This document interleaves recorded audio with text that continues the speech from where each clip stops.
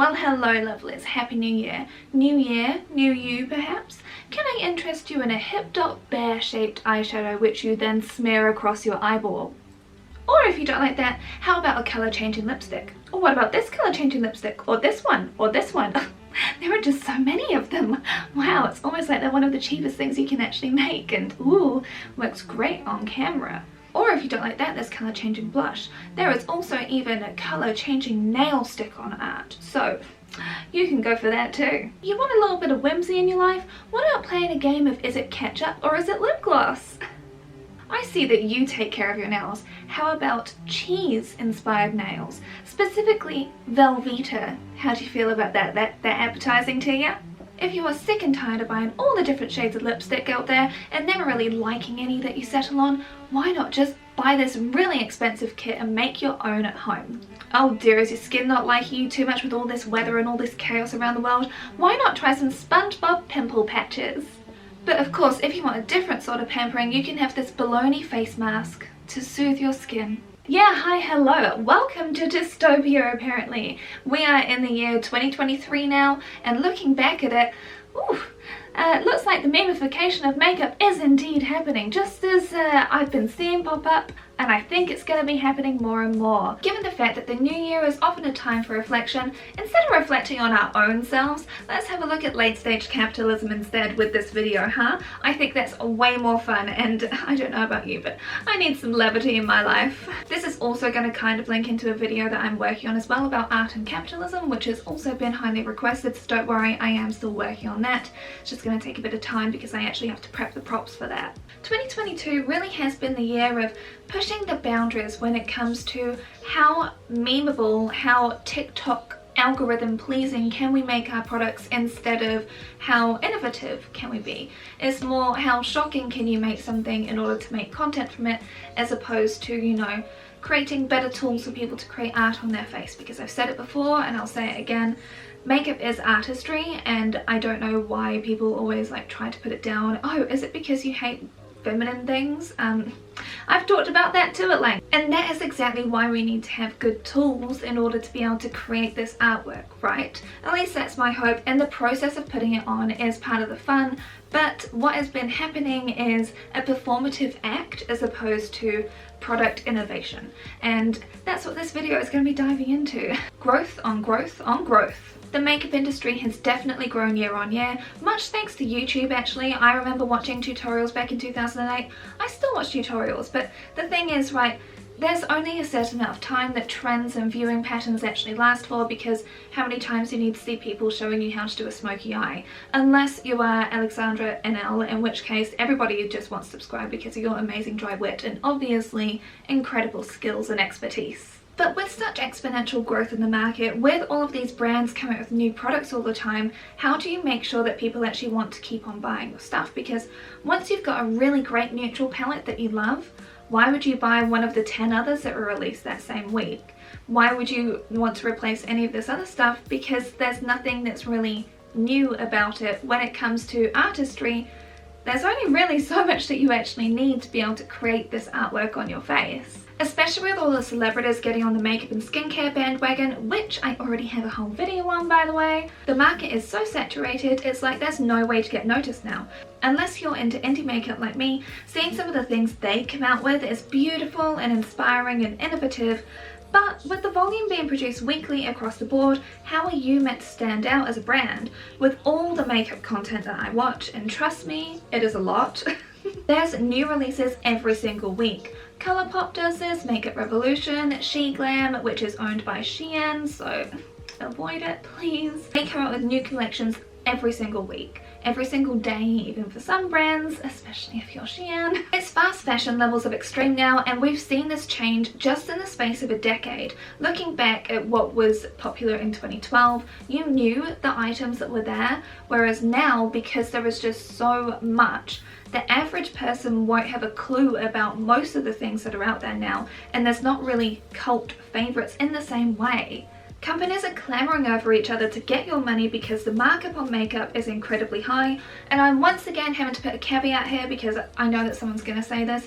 I am separating indie brands from mainstream big parent company brands, because these ones have got all the capital in the world and they do have fantastically huge markups on makeup, but when it comes to indie brands, their margins are that much smaller. It's a small business. We're not on about the Davids here, we're on about the Goliaths. Standing out now. How do you get noticed and talked about right now? People love outrage, and algorithms love it too, because people will keep on commenting on something, they'll repost it, they'll share it, they'll create their own content about it, and heck, even when it comes to something that's really outrageous, they'll buy it themselves to prove a point. I follow an influencer who really hated the butthole dress that came from Skims, but they kept on deleting her comments, so she bought it herself to show off the butthole dress.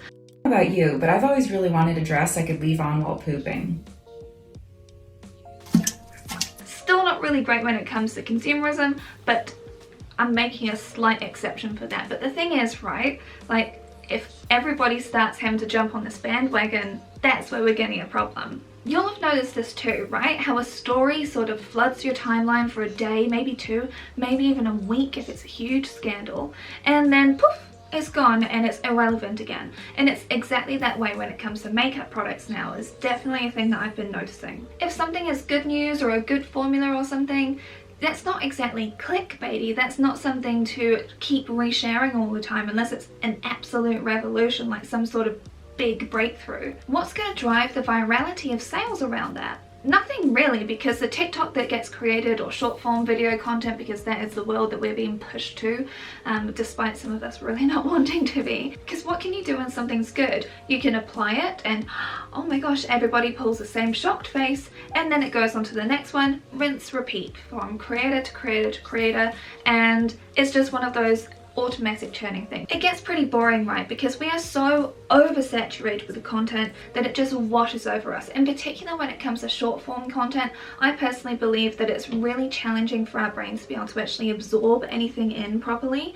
Not saying that that's a bad thing. Honestly, we all need to have those mental distractions where we can kind of zone out and just sort of have a little space to not be thinking about stuff 24/7, and so you want to have that sort of escape. TV's been that for people, YouTube is still that for me with certain creators, but when it comes to short form content, because it's so fast and there's one thing after another, if you've watched half an hour of it, you may have seen, what, I don't know, like 100 TikToks potentially, and so at that point, how are you meant to have retained anything really, unless you've actually stopped it to be able to actually think about something? And honestly, I don't really have a problem with that. My problem comes in when it's so closely tied to consumerism and this now mentality, because if you see something and it could potentially be a trend, and with the fact that everybody wants to be a creator, kind of in the same way that when we were kids we all wanted to be pop stars and people just accepted that, but wanting to be a creator is apparently a terrible thing. Oh my gosh, there's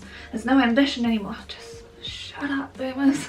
So over that sort of attitude. But this part is where I worry, especially because it's so closely tied to this fast consumerism. And when it comes to these certain gimmicky things, you need to get on the bandwagon really quickly, so you don't have much time to think and consider. And because the cost isn't really all that high, you can just enter into the market straight away, get the thing, do the video, make it go. Hopefully the algorithm picks you up as well, and then you get more followers, more clout. Khadijah, go watch her video on that, by the way, and potentially money, you know? And so you have to be on top of that, because the thing is, if it's been a week, it's irrelevant now. Everyone's moved on to something else because there's new releases all the time, like I said. So it's this constant grind, constant churn, constant consumerism, and having to create all the time and create output. It's not exactly a creative process as much as it is having to force yourself into this little tiny box, which again we will be talking about that when it comes to art and capitalism, okay, don't worry. This is why I can understand why creators that are working in the beauty space in particular can feel completely overwhelmed, because there is just so much and it has to be done right now. Gimme, gimme, gimme, gimmicks. Gimmicky makeup is not new, it has been around for years, many of them. I definitely grew up with them. We had rollable eyeshadows, rollable lip glosses, both of which were terrible. We had eyeshadow that would come in this trio on this sponge that you would drag across your eyeball to create a complete look. We had this god-awful thing from Almay where it had a zit stick on one end and a stick of concealer on the other, you had these products which have brushes built into them to disperse like the product onto your face, which is terrible and so unhygienic. Ooh, it just makes my little germaphobe brain just short wire a little bit. Gimmicky makeup is nothing new. The thing is that you can get innovation from it, like with tubing mascaras, which I'm wearing right now. I love tubing mascaras. Fantastic for weddings, by the way, because they won't run down your face. You can just pick it off and it won't ruin it. I love tubing mascara so much. So you can sometimes get innovation from it. Gimmicks aren't always bad. It just depends on what the gimmick is actually for, so to speak. If it improves the application, if it improves the performance, that's actually what I call innovation along with a gimmick. When it's a gimmick for gimmick's sake, that's not exactly what I call innovative and inspiring. They're two quite different things that we're on about here. I can't even explain how amazing they are. You do one little swipe and you get, like, I literally just softly touch that. Some people will think it's worth it. I myself think I'd rather get something else. Who do we need to bribe to make this stop? The products have gotten heaps better. You could get the shades, at least hopefully you could, especially after what Rihanna did with Fenty. If I ever see a brand now not have like shades catering to everyone, I just don't buy from them, because why would you? In order to get people interested, people started using different gimmicky sort of techniques to apply their makeup. Like, I remember when someone used an eggplant, which is a euphemism clearly to apply their foundation, and you had people squirting like the serum down the sides of their faces, which made me think of something completely else, which is entirely not monetizable in terms of being able to grab people in, unless you have this drastic before and after, which we should give credit to Nikki Tutorials for the power of makeup for. There wasn't really all that much, you know? Like, a lot of people had found their amazing products, and what else can you get from there? So the makeup industry has been getting more and more gimmicky from, I'd say, about 2019. When you actually do think about it, are there really big holy grail products that have been released this year that everybody knows about? I feel like things have become more siloed. When it comes to the indie space, absolutely, there's definitely things in there that people love that have come out this year, but I don't really know about mainstream brands and those holy grail products that everyone knows about. There's no Urban Decay Naked palette, you know, there's nothing like that these days, because there is too much choice in a way, so you can't actually hone in on stuff that everybody knows about. Most of it honestly goes awash in a sea of plastic and mica in various shades of berries and brown most commonly, especially from mainstream brands. Celeb collaborations are still happening, but nostalgia collaborations have almost taken over. So many makeup brands have done collabs with brands that we love. Disney has been a staple for many years. Even back in 2012 they had like that whole Storybook thing, and I remember the Cinderella palette when it came out because I really wanted it. Looking at it now, she is dusty. But now we've had Barbie multiple times, we've had cereal, we've had Batman, we've had video games, we've had TV shows like the Winx saga, we've got the Avatar movie, we've got Scooby-Doo that's come out, we even have one for She-Hulk, there's a Black Panther one, there's even Harry Potter for some reason, because apparently people are still supporting TERFs, which I don't understand.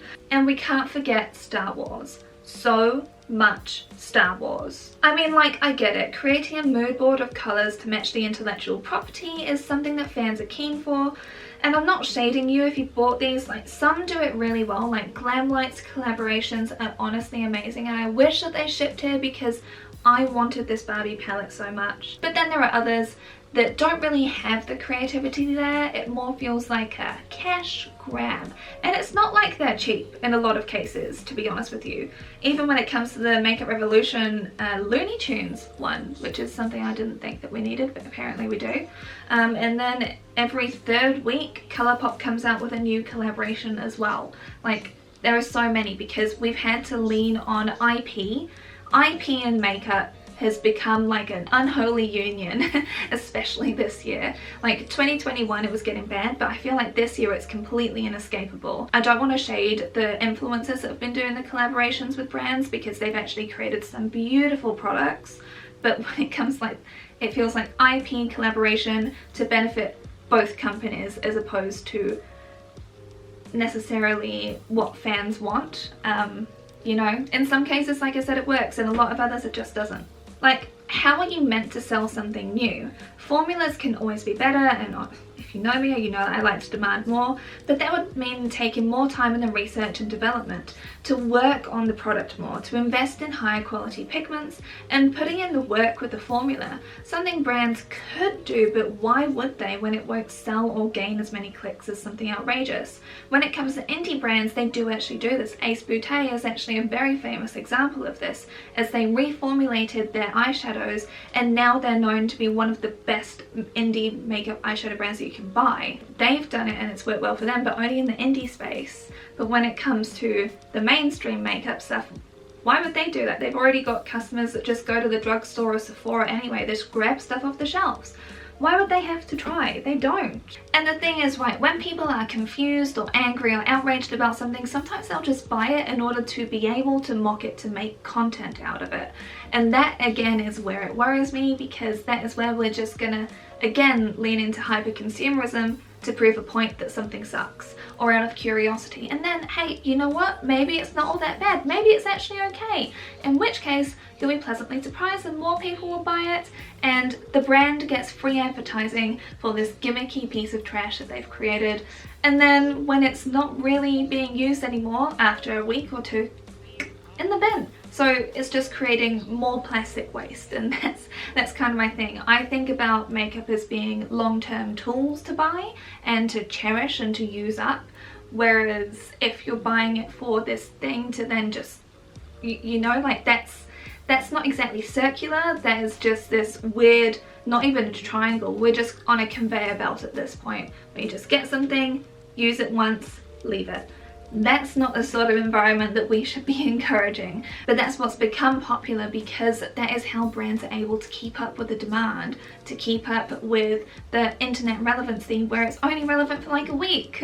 Now, I honestly see this trend only continuing, but not in the way of Sophia Nygaard making videos on it, just memifying makeup to cater to TikTok. Like I said, innovation and virality are quite different things in my books. Like, creating products to rely on outrage is not only pointless, but it's wasting the precious resources and energy that we have, especially when it's done cheaply, because more people will pick it up in order to be on trend, then toss it in the bin.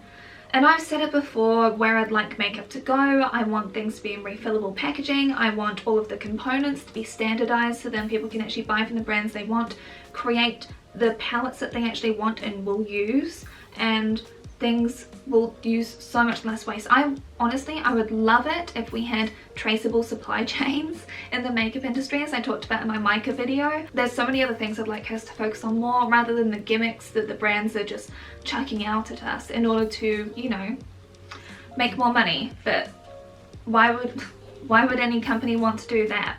That would cost them money as opposed to make them money, let's be real. To be honest with you, when it comes to the memeification of makeup that I've been noticing, I just see more of the same happening with greenwashing and blue washing, which I've made videos on, and same as with whitewashing, and then we're just gonna keep getting these more gimmicky things coming through from all sorts of brands.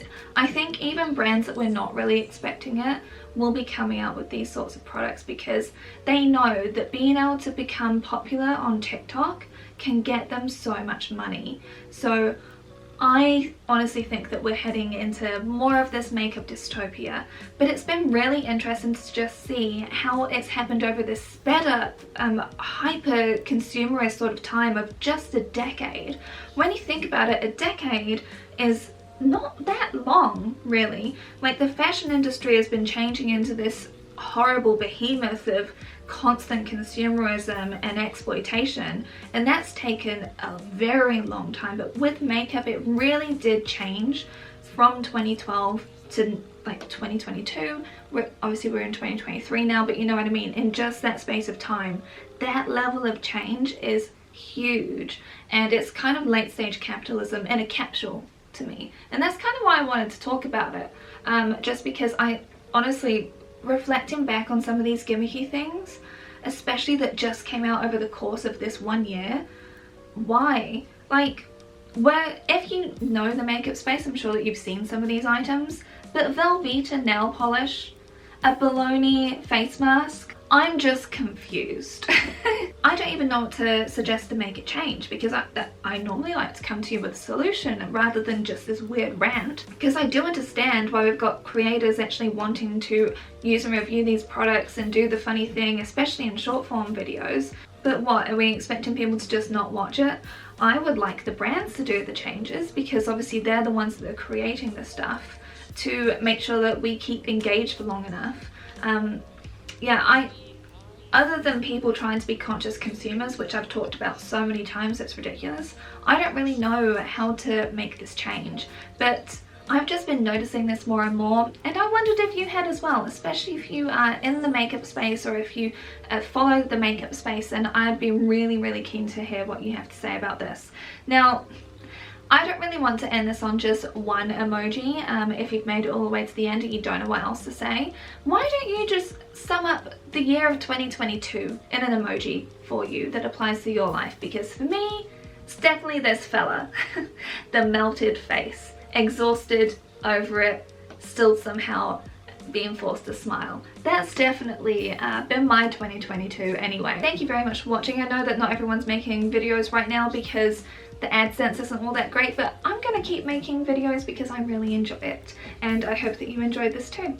And I'll see you again next time. I am still working on the Buffy videos, don't worry. Art and Capitalism, I'm making a video on royalists because I think that's fascinating, so I'm working on all of this other stuff at the same time too.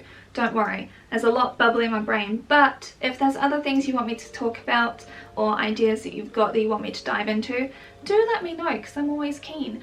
So yeah, thank you lovelies very much for watching. I'll see you again next time. Bye! This was my old filming chair because it's broken. This is my new one, and it's been claimed by Little. So welcome to being a dink, where you are a cat parent and you sacrifice everything for your cats. Oh my god, my lash just got caught.